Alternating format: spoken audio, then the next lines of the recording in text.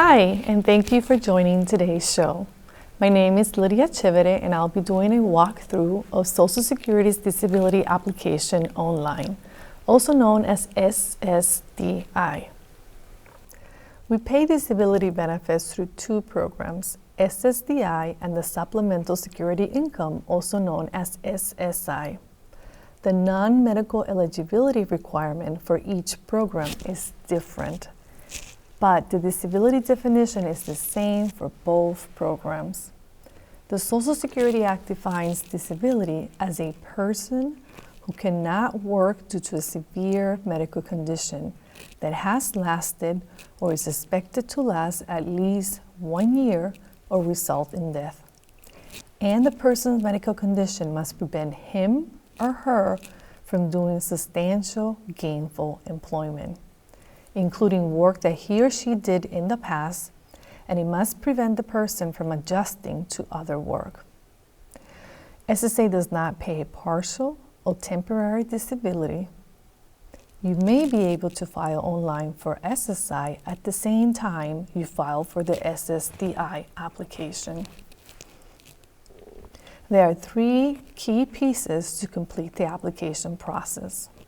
You will need to complete the online application for Social Security disability benefits, the Adult Disability Report, SSA 3368, which collects information about your medical condition, and Form SSA 827, which give doctors, hospitals, and other healthcare professionals who have treated you permission to send us information about your medical condition.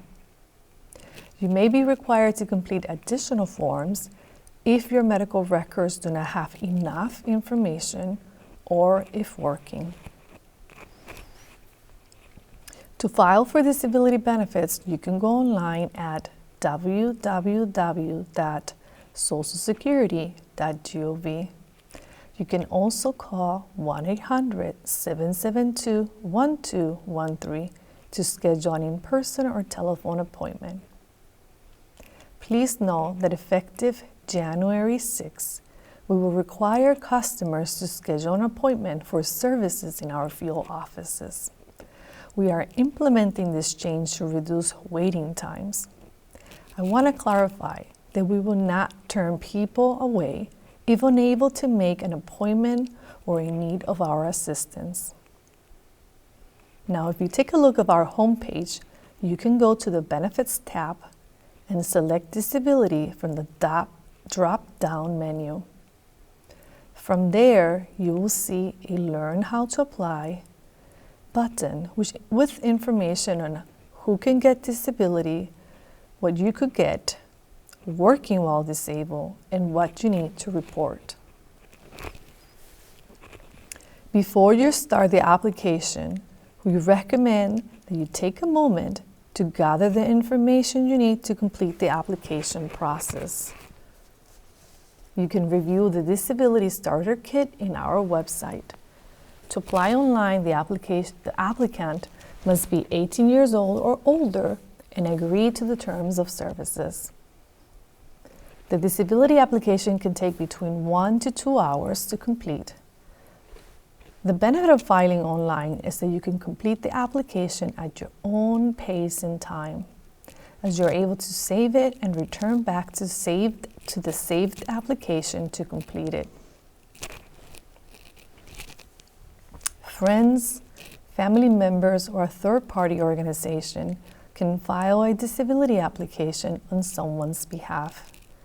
If someone files a disability application on your behalf, a Social Security representative may contact you to confirm your intent to file for disability benefits.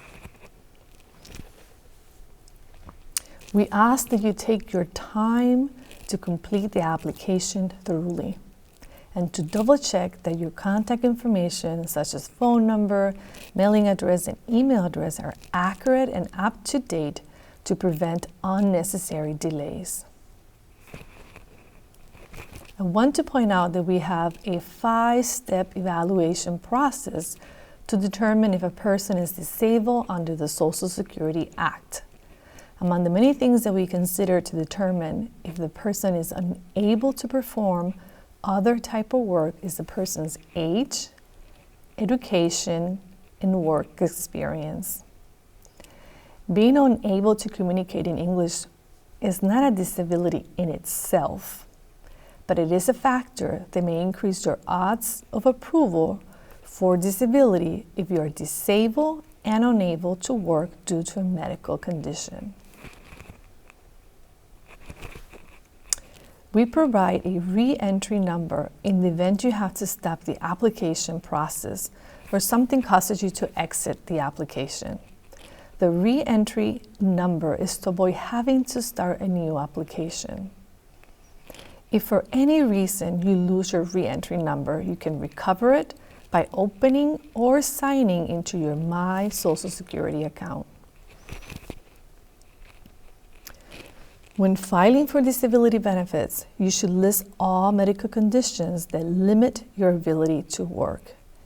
Listing multiple impairments may improve your chances of being approved for SSDI. For example, diabetes on its own may not be considered a severe medical condition, but when you include other health complications because of your diabetes, like blurry visions, food problems, and other medical conditions, together they may limit your ability to work and improve your chances of being approved.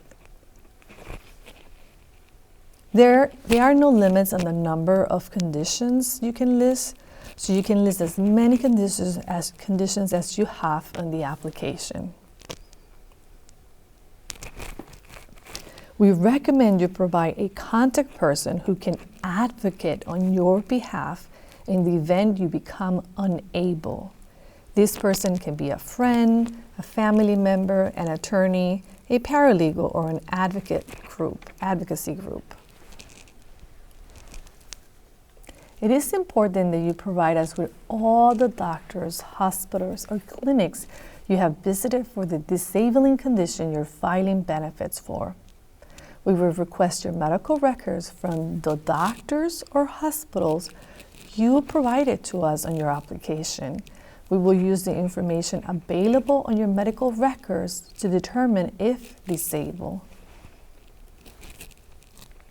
It takes about 6 to 8 months to obtain a medical determination on your application.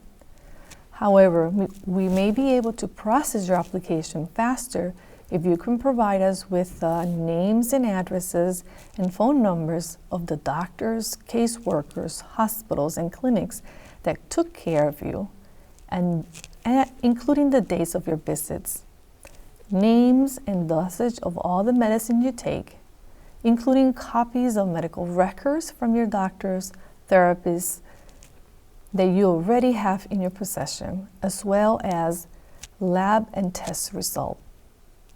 You should not delay applying for benefits if you can get this information to us right away, because we can help you get this information. When sharing information with us, you should include any facilities that may have information about your medical condition, like, for example, the Department of Veterans Affairs, social services agencies, welfare agencies, attorneys, prisons, workers' compensation, insurance, and vocational rehabilitation services. These facilities may have records that we could use as part of your evaluation. As I said earlier, we have a 5-step process to decide if you're disabled according to our rules. The first step is to determine if you're working and if your earning demonstrates substantial gainful activity. So we're going to ask you questions about when your condition began to affect your ability to work. We also want to know about your work history and education. When evaluating your work history, we're going to ask you if you or your employer made any accommodations or changes in your work as a result of your condition. For example, we want to know if you were allowed to use a chair instead of standing because of your medical condition, or maybe you're no longer required to lift boxes over a certain weight. If you're not working, we will need to know when you stopped working and why. When evaluating your education, we're going to ask you about the highest grade completed or if you have received any type of training, such as specialized job, trade, or vocational training.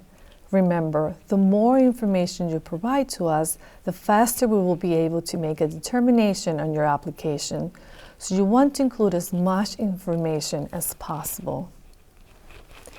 Your education may affect the disability determination. Education is most important for individuals who are over 50 years old.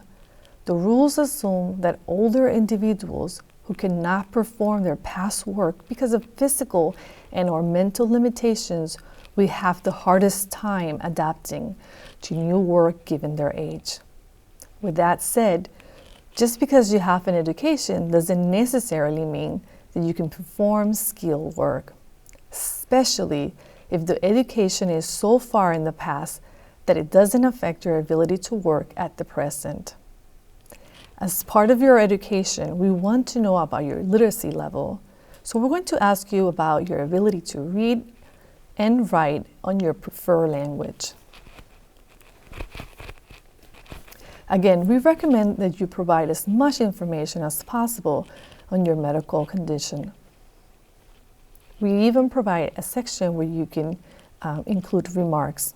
Here you can see an example where the applicant is able to explain how his medical condition affects his daily activities and ability to work. Before you submit the application, you will be able to review it and edit it as needed. Once you submit your application, you won't be able to change your application. So you want to verify and make sure that the information you're about to submit is accurate and up to date. The last step of the application is to authorize disclosure of all medical and educational records and other information related to your ability to perform tasks. Once you submit the disability application, we'll provide you with a confirmation number and the mailing address to the Social Security office closest to you. You can check the status of your application online by signing or creating a My Social Security. A Social Security representative will contact you if additional information is needed. If you have any medical evidence or other type of documents that you would like to submit as part of your application, you can mail them to the mailing address provided on the application, or you could also bring them in person. Thank you for your attention. I hope you found the information provided useful. Please know that the disability application is dynamic and some of the screens will only show up based on the information that you enter. I want to thank you once again and see you next time.